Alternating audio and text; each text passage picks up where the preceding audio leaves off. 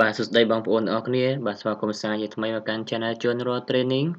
បាទថ្ងៃនេះខ្ញុំបាននឹងបង្ហាញបងប្អូនពីរបៀបនៃការ fix Unicode ខ្មែរដែលនៅលើកម្មវិធី Adobe Photoshop 13ក៏ដូចជា Adobe Photoshop ផ្សេងៗទៀតនៅកម្មវិធី Adobe Photoshop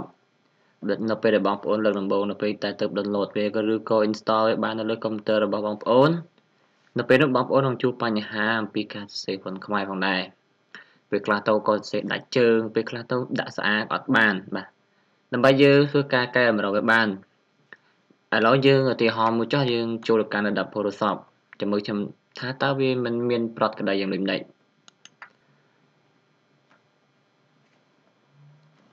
ឥឡូវខ្ញុំនឹងជ្រើសរើសយក file យករូបភាពមួយចុះ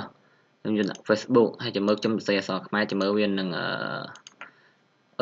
ដាច់ដៃដាច់ជើងបាទឥឡូវឧទាហរណ៍សរសេរខ្មែរស្រឡាញ់បូកស្រដាច់ជើងហ៎ឡាញ់ស្រឡាញ់បតក់បាទសំខាន់គឺដាច់ជើងពេលខ្លះទៅក៏អត់មានស្អាងទៅមកកម្មវិធីបងប្អូនខ្លះ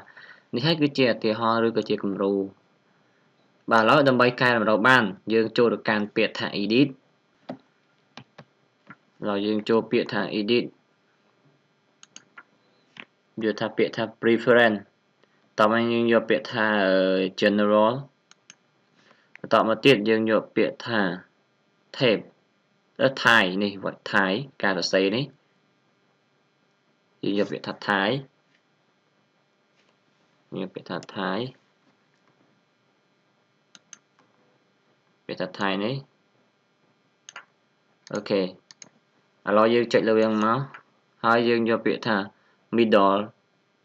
eastern បន្តមកទៀតយើងចុចអូខេបន្ទាប់ពីយើងចុចអូខេហើយយើងបិទចោលសិនទៅហើយបន្តមកចាំយើងបើកវាសារថ្មី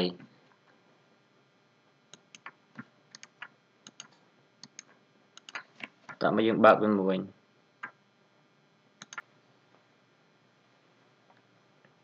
បន្តមកយើងធ្វើការសរសេរវាចាំមើលថាតើវាបានកែតម្រូវហើយឬនៅយើងយករូបភាពមួយយើងសរសេរមើលថាវាបានកែតម្រូវអីនៅអូខេចាំមើលតើវាអាចវាយទៅមានជើងមានដាក់អូខេឥឡូវយើងសាកវាយសាកលោមើលថាចាំមើលវាអាចកែតម្រូវបានហើយឬនៅថាពេលយើងធ្វើមិនកែវាមិញឥឡូវយើងសូវវាយថាស្រឡាញ់អូនខ្លាំងណាស់ស្រឡាញ់អូនខ្លាំងណាស់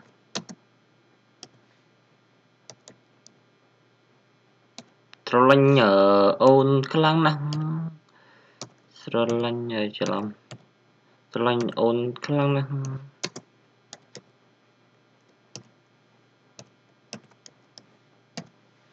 ឥឡូវនេះយើងបានបញ្ជាក់ឃើញថាវាការសរសេរ font ខ្មែរហ្នឹងវាបានប្រត់ក្តីវិញហើយវាអត់មានបញ្ហាអីទេវាអត់មានបញ្ហាអីថាឥឡូវវា